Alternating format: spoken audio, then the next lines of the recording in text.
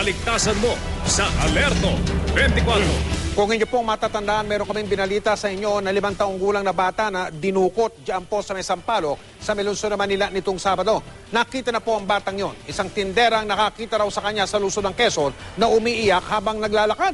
Si Dante Perello, naka-Alerto 24. Nakahinga na ng maluwagang kaanak ng 5 taong gulang na batang tinangay noong Sabado sa Blumentritt, Sampaloc. Nakunan pa ng CCTV ng barangay ang pagtangay ng hindi nakikilalang lalaki sa bata habang nagkakaroon ng kasiyahan sa barangay.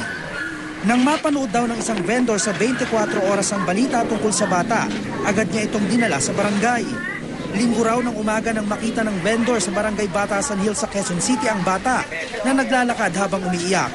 Nakakapanood siya ng balita, nakita niya yung bata. Hindi lang niya sure kung ayun talaga yung bata dun sa pinapakita. Nagpapasalamat din po ako sa GMA kasi nag-a-update po sila sa amin kung ano yung, kung meron silang informasyon. Ang sabi nung nakapulot, basta na lang daw iniwan ng isang lalaki.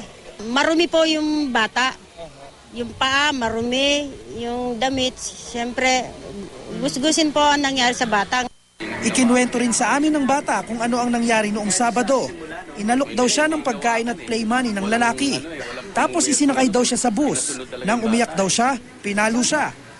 Bumaba daw sila at naglakad patungo sa isang madamong lugar kung saan raw sila natulog.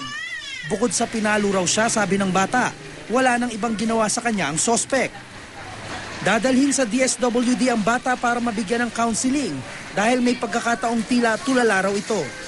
Ang pulisya naman, patuloy raw na mag-iimbestiga para matukoy ang pagkakakilanlan ng sospek.